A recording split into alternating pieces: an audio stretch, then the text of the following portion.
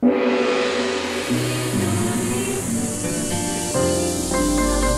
Channel 3, Jembatan Pencerahan. Jangan pernah meninggalkan hati nurani di saat kaki melintasi jalan terjal takdir dan nasib. Rana kehidupan ini benar bahwa dunia ini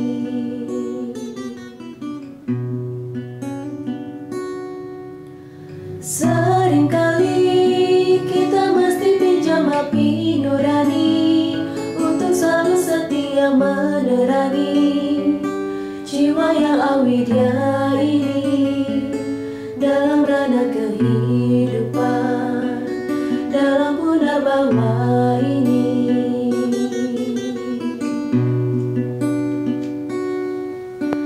Jangan sampai kita meninggalkan hati nurani di saat kita sedang melintasi jembatan takdir dan nasib ini.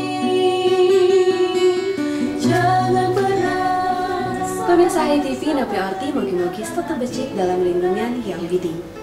Beberapa menit ke depan, waktu ruang Anda akan kami warnai dengan tayangan TOS HiTV On The Spot berupa tontonan, berisi tatanan, dan memberi tuntunan untuk meningkatkan kualitas rada bakti kita. Karena HiTV Channel 3, Jembatan Pencerahan.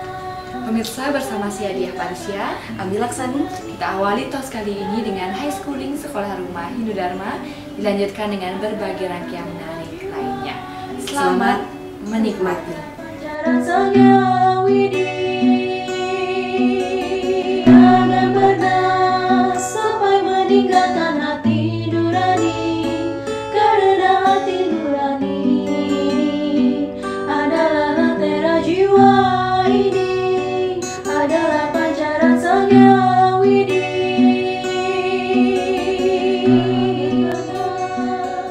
Meninggalkan hati nurani saat kaki melintasi jalan panjang takdir dan nasib.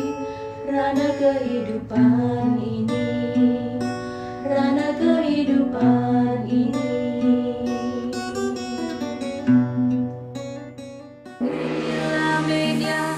Dan pemirsa, inilah program ketiga High Schooling Sekolah Rumah Hindu Dharma, menyatukan teori dan praktek dalam Excited Game. Hai semua Hindu, para siswa-siswi Hindu, High Schooling namanya Sekolah Rumah Hindu Dharma. Untuk memberi harapan pendidikan menjadi siswa. Hai adik-adik Swindu, siswa-siswi Hindu, apa kabar? Kita jumpa lagi dalam program High Schooling Excited Game Bilgolf, biliar golf. Untuk bermain strategi dan menentukan fokus dalam mempelajari semua bidang mata pelajaran. Berikut cara bermainnya. Kita menyodok bola yang telah diisi angka dan memasukkannya ke dalam hole. Jika gagal, peserta mendapat hukuman menyebutkan istilah Hindu sesuai angka yang tertera di dalam bola seperti ini.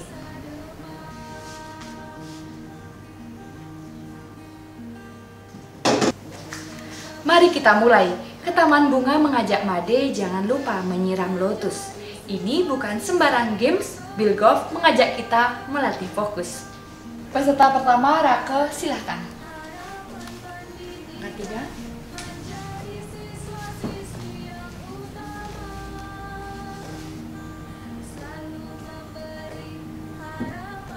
Lima.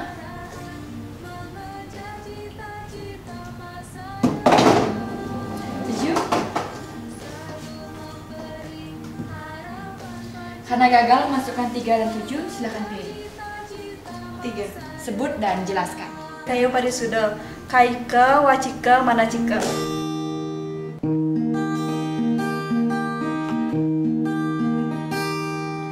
Hai semua Hindu, para siswa-siswi Silakan.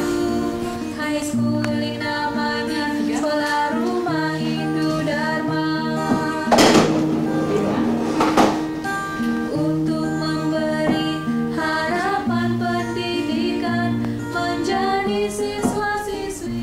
Silakan pilih 5 atau 7. 7. Silakan sebut dan jelaskan. Saptawara, Radite, Soma, Anggara, Buddha, Raspati, Sukra, Sanicara. Jawaban benar. Yang utama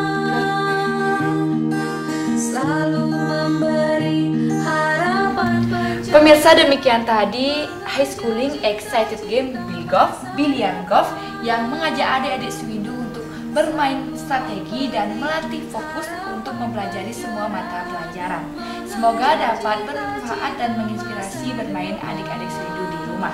Saya Diah Padusia bersama Chris dan Raka mohon pamit undur diri. Salam damai Channel 3. Harapan pendidikan menjadi siswa.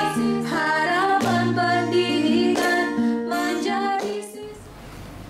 Ada 3 hal penting yang harus dihayati dalam kehidupan ini: agama, ilmu, dan seni. Agama menuntun hidup jadi terarah, ilmu menjadikan hidup lebih mudah, dan seni membuat hidup jadi indah. Saya I Gusti Ketut Widana untuk HTP Channel 3 Jembatan Pencerahan. Pemirsa, demikian tadi telah kita saksikan bersama High Schooling Sekolah Rumah Hindu Dharma. Selanjutnya mari kita nikmati ngopi, ngobrol inspiratif. Ngobrol inspiratif mengajak Anda melihat peristiwa dari sudut pandang berbeda. Berbagai tokoh inspiratif akan mengemas narasi menjadi solusi. Pemirsa Hai TV Channel 3, unmanagement menjadi salah satu faktor kegagalan setiap usaha atau produk yang digeluti masyarakat seperti para pebisnis, pengusaha, dan pedagang. Lalu bagaimana dengan usaha kuliner Hindu kita? Apakah kabarnya bisa kita lihat dari viralnya pemberitaan atau kegemaran ya generasi Hindu milenial kita yang lebih suka atau condong pada makanan non-lokal seperti Korean food, Chinese food, Western food? Nah, langsung saja kita konfirmasi bersama tamu spesial kita yang sudah hadir di Kedai Ngopi Esko, Prof. Raka Swardana, Pimpinan Wartam, pakar manajemen yang akan membedah tulisannya di Wartam edisi 88 dengan banner Kuliner Hindu Riwayat Mukini. Seperti apa setelah pariwara yang satu ini? Dipersembahkan oleh Butik Buku Hindu, altarnya Pustaka Dharma. Pemirsa HTV Channel 3 masih di Kedai Ngopi Esko, ditemani kopi Esko, exploring, sharing, dan coaching bersama Prof. Raka. Napi Orti, Prof. Baik, ya. Sehat selalu, Sehat Aji, ya? selalu harus. Iya, Aji, berbicara tentang tulisan di Wartam edisi 88 tentang unmanagement kuliner Hindu. Saya ingin mendengar dari Aji, sebenarnya bagaimana sih pandangan tentang kuliner Hindu itu, Ji? Oke, kalau kita bicara tentang kuliner, itu bicara tentang kesenangan ke masyarakat. Bagaimana cita rasa dari masyarakat itu menikmati sesuatu yang tentunya harus dimakan melalui mulut, kan itu kuliner. Nah, sekarang ada terjadi pergeseran, terutama anak-anak muda. Kalau yang tua mungkin yang kolonial masih suka dengan yang tradisional, tapi yang muda, anak-anak muda sekarang itu sudah bergeser. Mereka itu lebih banyak mengkonsumsi yang cepat saji, yang cita rasanya arah ke western. Apakah itu pizza, apakah itu makanan dari Jepang, sashimi, sushi, dan segala macam, termasuk juga makanan Korea yang terakhir ini banyak sekali di tengah-tengah kita lihat di pinggir jalan, di angkringan itu lebih banyak makanan yang berbau-bau Korea. Lalu bagaimana pandangan Prof dengan kuliner Hindu? Karena kalau kita lihat dari riwayat Hindu, sebenarnya kuliner ini seperti sate, tipat, lawar, babi guling ini kan bagian dari prasadam yang sebelumnya kita haturkan dalam upacarayatnya, lalu akhirnya kita nikmati bersama, begitu Prof ya. Lalu kalau kita kaitkan dengan kuliner Hindu, bagaimana pandangannya Prof? Ya, tampaknya begini, ketika terjadi pergeseran itu, kuliner Hindu tidak ikut bergeser, mengarah ke selera. Harusnya secara teoritis, seperti dalam teori manajemen ada namanya siklus hidup. Siklus itu mulai dari menaik di atas mau akan menurun. Nah, ternyata ketika sudah di atas dulu jadi disukai, dia tidak melakukan inovasi. Nah, sekarang dengan adanya makan makanan luar masuk dan itu digemari, akhirnya agak tersendat makan makanan tradisional kita yang merupakan makanan-makanan yang dulu digemari oleh masyarakat Hindu. Jadi kalau misalnya kita baca tulisan Prof Rake, Unmanajemen Kuliner Hindu. Nah, kenapa bisa unmanajemen, Prof? Apa sebenarnya masalahnya agar bisa kita cari solusinya gitu, Prof? Seperti yang saya tulis itu banyak, beberapa lah yang saya tulis, misalkan bagaimana itu tentang kegagalan dalam riset pasar. Harusnya melihat fenomena yang terjadi di masyarakat, maka harus menyesuaikan. Itu yang pertama. Yang kedua, dari cita rasa. Cita rasa banyak pergeseran. Harusnya bagi orang yang misalkan akan bergelut di kuliner itu, dia menyesuaikan. Dan ini mau tidak mau, ketika terjadi perubahan, ya harus berubah juga. Dan banyak lagi faktor-faktor lainnya. Iya, Prof. Nah, agar tidak terjadi unmanajemen Hindu ini tentu harus ada terobosan yang harus dilakukan Krama Hindu ya, agar bisa sustainable, bertahan, begitu, eksis. Bagaimana nih kiat dan tips dari Prof Rake? Kalau saya melihat begini, saya kan orang manajemen, maka harus pelajari manajemen. Bagi manajemen itu bisa beradaptasi, bisa menyesuaikan. Nah, salah satu misalkan dari sisi manajemen, bagaimana perencanaan tentang apa yang harus dibuat, bagaimana tentang cita rasa yang harus dimodifikasi, dimodif, terus begitu kemasannya dan lain sebagainya. Dan juga termasuk juga anak-anak muda sekarang itu kan ingin yang cepat saji. Kalau dulu makanan-makanan yang khas kita, tradisional kita, lebih dari 2 jam sudah cita rasanya lain. Nah, sekarang harus bisa disesuaikan agar bisa anak-anak muda itu menyenangi hal seperti itu. Kita tidak kalah kok sebenarnya dari sisi rasa dan gizinya, kita nggak kalah dengan yang lain. Malah mungkin yang cepat-cepat saji dari luar itu mungkin dari sisi kesehatan, dari sisi manfaat bagi tubuh mungkin tidak lebih baik dari makanan tradisional kita. Ya, jadi saya bisa tangkap hal yang sangat basic sekali ya, kreativitas, inovasi, packaging, begitu ya, dari generasi Hindu milenial kita harus ditingkatkan lagi guna eksis dan sustainable di kuliner Hindu. Nah, bagaimana pandangan Prof, tips dan trik deh untuk para umat Hindu agar bisa mengembangkan usaha kuliner Hindu lebih eksis lagi? Oke, sebenarnya bisnis kuliner itu sebenarnya bisnis yang sangat menarik. Kenapa? Karena kuliner itu pasti setiap orang itu pasti memerlukan makanan. Nah, bagaimana cara memenuhi makanan itu seharusnya kita bisa kita lakukan ketika kita akan terjun di dunia itu. Nah, ada manajemen misalkan dari sisi pengadaan bahan-bahannya. Karena begini, kuliner itu sangat menguntungkan loh. Dia bisa dimodifikasi dengan berbagai bentuk cita rasa, berbagai bentuk format tampilan, packagingnya, kemasannya sebenarnya luar biasa. Dan dari segi keuntungan rata-rata 30%. Bahkan saya pernah jadi pelaku jual makanan tradisional Bali itu pecel lipat cendok itu lebih dari 70% keuntungannya.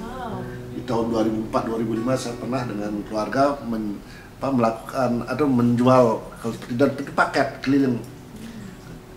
Itu jadi, dan juga yang mungkin yang agak terabaikan selama ini adalah dari sisi manajemen keuangan. Ketika pengelolaan itu tidak concern, tidak baik dalam hal itu, maka bisa jadi itu merupakan faktor penghambat.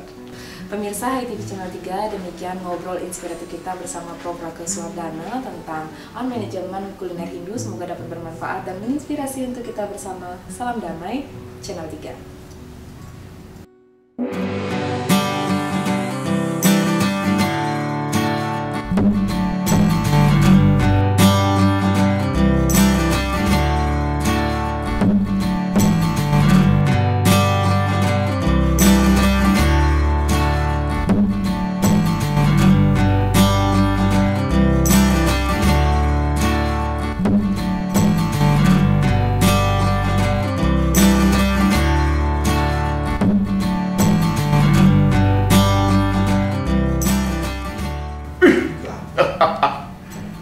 Bahwa kita punya sepasang kaki, sepasang tangan, sepasang telinga, bahkan sepasang mata.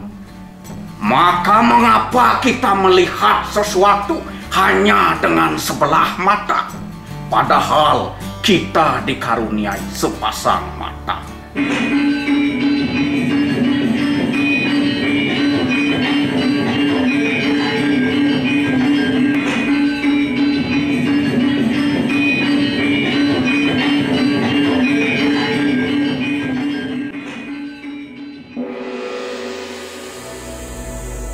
Berikut ini program Cemeti, Cerah 5 Menit akan menemani Anda membuka lebih luas jendela Hindu-Dharma untuk pencerahan jiwa.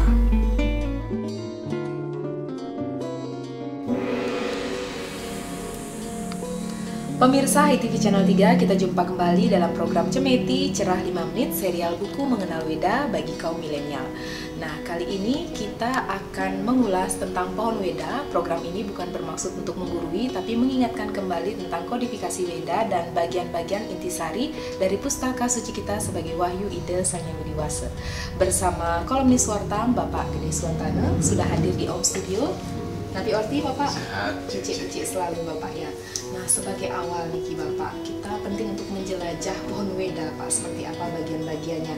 Nah, sebelum itu, bisakah Bapak memberikan pemahaman paling dasar kandungan makna dari Weda Sruti jika dibandingkan dengan Weda Smerti, Bapak? Oke, yang terpoin adalah Weda mengajarkan tentang realitas. Realitas itu kemudian nantinya disebut dengan Tuhan, kita sebutnya Brahman atau apapun sebutannya. Nah, kemudian bagaimana mencapai realitas itu, itu yang kedua. Terus alat apa yang digunakan untuk itu? Apa yang terjadi ketika kita memahami realitas? Jadi ada 4 sebenarnya esensi yang diajarkan di sana. Itu ya. Nah, kalau boleh tahu keempat esensi ajaran yang paling signifikan atau utama dalam Weda Sruti ini seperti apa, Pak? Nah, kalau Weda Sruti itu sendiri ya, kodifikasinya itu menjadi 4. Yang pertama Rigveda, itu himne. Kemudian Samaweda, itu nyanyian-nyanyian. Kemudian Yajurveda yang berhubungan dengan ritual. Kemudian Atharva Weda yang berhubungan dengan aspek-aspek psikologis, aspek-aspek mistik. Nah, itu. Nah, kemudian dari keempat Weda ini masing-masing juga memiliki 4 cabangnya. Ada Samhita, itu mantra-mantra. Kemudian ada kitab Brahmananya. Nah, ini berhubungan dengan karma kanda. Hal-hal praktek apa yang bisa dikerjakan di situ, dan ini ritual juga bagian dari sana. Nah, kemudian Aranyaka, ini kitab Udan. Kitab Udan artinya kitab yang dibuat di Udan, yang disarankan di dalamnya itu bagaimana orang memahami ritual dengan baik, kemudian bagaimana orang mulai mengalami sudah tua itu pelan-pelan mengundurkan diri dari duniawi, dan nanti Upanishad yang terakhir itu filosofi bagaimana realitas yang tadi itu bisa dicapai. Itu kira-kira. Ya, terima kasih Pak Suwantana.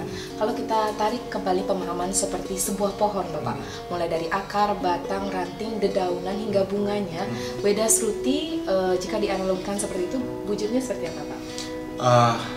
Tadi itu kan akarnya sekali ya, Weda kan gitu. Nah, kemudian ada Sruti, ada Smerti. Nah, yang Sruti ini yang dari tempat, Rig, sama Yajur, Atharva. Masing-masingnya itu sudah memiliki samhitanya, ada mantranya memang, ada kitab tentang ritualnya memang, ada tentang aranyakanya, tentang bagaimana orang menepi, ya, itu berisi juga, dan kemudian bagaimana filosofi dari kehidupan ini bisa dipahami dengan baik. Jadi begitu kira-kira. Nah, kemudian nanti ada Smerti. Nah, untuk Smerti rasanya nanti di episode selanjutnya. Terakhir, Bapak, sebagai pamungkas tanya kita, bagi kaum milenial atau generasi muda mungkin, Bapak, bagaimana menangkap saripati itu, terutama untuk Weda Sruti ini agar lebih mudah dipahami dan bentuk memuliakannya, Pak? Oke, sebenarnya kita bisa mulai dari pertanyaan. Tanyakan dulu, siapa saya gitu? Apakah saya badan atau sesuatu yang lain? Nah, kalau seandainya saya badan, terus ada saya dan ada badan. Badan ini milik saya. Terus berarti badan itu objek, saya subjek, berarti subjek dengan objek berbeda. Siapa saya? Ternyata bukan badan. Nah, untuk memahami siapa saya ini masuk ke tradisi Weda. Pasti senang membaca Weda. Dari Weda juga ya. Pemirsa HiTV Channel 3, untuk lebih lengkapnya kita akan melanjutkannya di episode selanjutnya, spesial Cemeti Cerah 5 Menit mengenal Weda bagi kaum milenial. Saya Nia Gandewa dan Bapak Gede Suwantana pamit undur diri. Semoga tayangan ini dapat bermanfaat dan menginspirasi untuk kita bersama. Salam damai, Channel 3.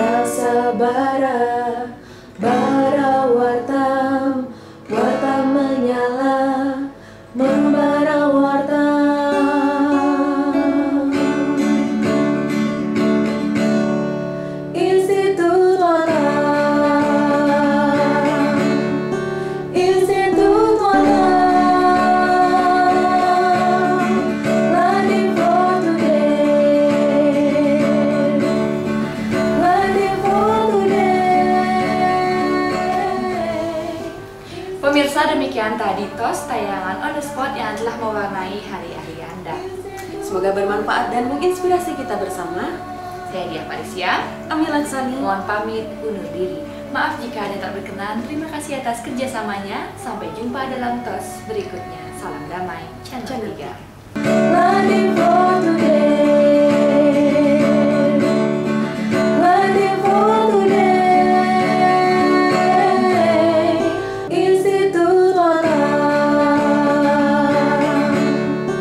Institut Wanan, learning for today, learning for today, learning for today.